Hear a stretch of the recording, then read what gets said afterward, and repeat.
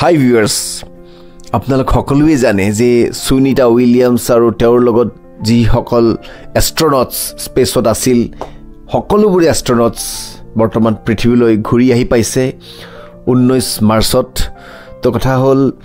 এই 9 মাহ 13 দিন যদি আমি দিনৰ ভাগত ক'ব যাওঁ তেনেহ'লে 286 দিন তেওঁলোকে স্পেচত থাকিলে আৰু আজি স্পেচৰ পৰা যিহেতু পৃথিৱীত ঘূৰি আহিল তো তেওঁলোকে বিভিন্ন ধৰণৰ শাৰীৰিক চ্যালেঞ্জেস তেওঁলোকে ফেস কৰিব লাগিব তাৰে ভিতৰত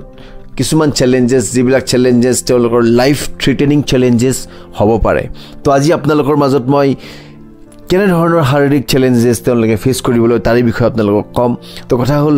কেনে ধৰণৰ চ্যালেঞ্জেস প্ৰথমটো হ'ল মাস্কুলোস্কেলেটাল চ্যালেঞ্জেস মেইনলি কি হ'ব শৰীৰৰ যিবিলাক মাংসপেশী হেবিলাক সৰু হৈ যাব এট্ৰপি হৈ যাব তো কেনে ধৰণৰ প্ৰবলেম আহিব যেনেকৈ তাতে যে আপোনাৰ স্পেচত যে মাইক্ৰোগ্ৰেভিটি আছিল হেতু কাৰণে তেওঁলোকৰ ওয়েটলেছনেছটো বহুত বেছি তেওঁলোকে তাতে ফিল কৰিছিল আৰু যেটো কাৰণত তেওঁলোকৰ মাসল উইকনেছ আহি যোৱা চান্সটো বহুত বেছি থাকিব আৰু যেটো কাৰণত তেওঁলোকৰ স্পেশালি ভৰিৰ মাসল আৰু বেক সাইডৰ মাসল বিলাকত প্ৰবলেম আহিব লগতে বোন ডেন্সিটি তেওঁলোকৰ লছ হ'ব আৰু মাইক্ৰোগ্ৰেভিটি যিবিলাক আছিল হেতুৰ কাৰণে তেওঁলোকৰ ক্যালসিয়াম লছ হ'ব আৰু there is very high risk of fracture তাৰপিছত আহিল কাৰ্ডিওভাস্কুলাৰ এফেক্ট মেইনলি হাৰ্টৰ কিছুমান ইস্যুজ আহিব পাৰে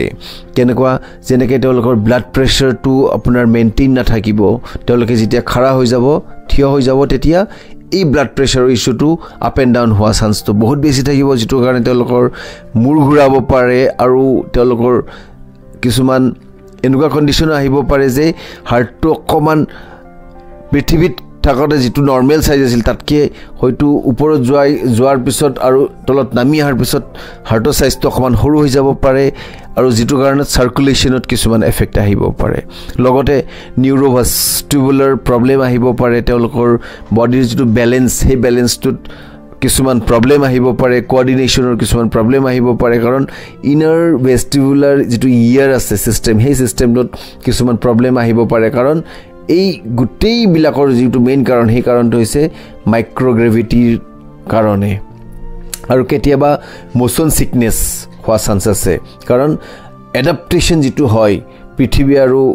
স্পেচৰ তো স্পেচৰ এডাপ্টেশনটো বেলেগ আছিল আৰু যেতিয়া পৃথিৱীত ঘূৰি আহিল ইয়াৰ এডাপ্টেশনটো কমপ্লিটলি বেলেগ কাৰণ গ্ৰেভিটেশনাল ফৰ্সটো পৃথিৱীৰ বহুত বেছি আৰু যেটো কাৰণে তেওঁলোকৰ এটা বমি টেন্ডেন্সি আহিব পাৰে এটা ডিসঅৰিয়েন্টেশন কিছুমান আহিব পাৰে ম্যাক্সিমাম চান্সেস থাকিব আৰু লগতে যেটো ইমিউন সিস্টেমটো পৃথিৱীত আহাৰ পিছত তেওঁলোকৰ সাপ্ৰেছড হৈ যোৱা চান্সটো বেছি থাকিব আৰু যেটো কাৰণে শৰীৰত ইনফেকশন হোৱাৰ যেটো সম্ভাৱনা হেতু বহুত বাঢ়ি যাব আৰু কেতিয়াবা এনেকুৱাও চান্স আছে যে তেওঁলোকৰ যেটো ভিজন চকুৰে যে দেখা পোৱা যেটো প্ৰক্ৰিয়া হে ভিজনাৰী কিছুমান প্ৰবলেমো আহা চান্সটো বহুত বেছি থাকিব আৰু কেতিয়াবা কি হ'ব পাৰে সাইকোলজিক্যাল কিছুমান এফেক্টস কিছুমান আহিব পাৰে কিছুমান মুড ডিসঅৰ্ডাৰ হ'ব পাৰে কেতিয়াবা তেওঁলোকে নিজে মানে ফেটিক টাইপ অনুভৱ কৰিব পাৰে আৰু স্লিপ ডিসঅৰ্ডাৰ হোৱা চান্সটো বহুত বেছি থাকে কাৰণ যেটো কাৰ্ডিয়াক ৰিডিম হে কাৰ্ডিয়াক ৰিডিমটো নৰ্মেল নহয় ডিসৰাপ্ট হৈ যাব পাৰে কাৰণ এই যেটো চেঞ্জেছৰ কাৰণে আৰু হেতু কাৰণে তেওঁলোকৰ স্লিপ ডিসঅৰ্ডাৰ হোৱা চান্সটো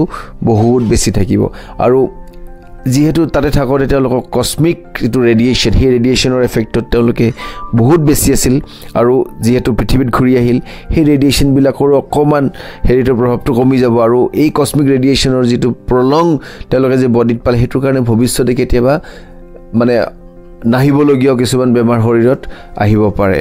তো মেইনলি এইটো ৰিহেবিলিটেশন তাতে প্ল্যান কেনেকুৱা থাকিব কি ধৰণে তেওঁলোকক তাতে ৰাখা হৈছে প্ৰথম কথা হ'ল তেওঁলোকক ফিজিক্যাল থেৰাপি এক্সাৰসাইজ এবিলাক স্টাৰ্ট কৰিব কাৰণ তেওঁলোকৰ যেটো মাসলৰ ষ্ট্ৰেংথ হে ষ্ট্ৰেংথটো যাতে বঢ়াব পাৰে আৰু যাতে বনৰ ডেন্সিটিটো বঢ়াব পাৰে হেতু সদায় টাৰ্গেট থাকিব এই যিকেদিন তেওঁলোকে তাতে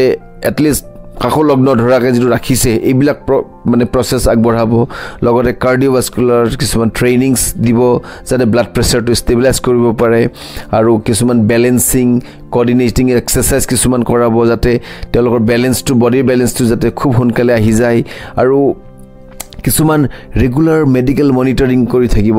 যাতে তেওঁলোকৰ ইমিউন সিস্টেমটো বাঢ়িছেনে বাঢ়া নাই চাই থাকিব ভিজনেৰী ইস্যুজবিলাক কমিছেনে কমা নাই চাই থাকিব আৰু ৰেডিয়েশ্যনৰ যিবিলাক এফেক্ট সেইবিলাক যাতে তেওঁলোকক আমনি কৰিব নোৱাৰে সেইবিলাক চাই থাকিব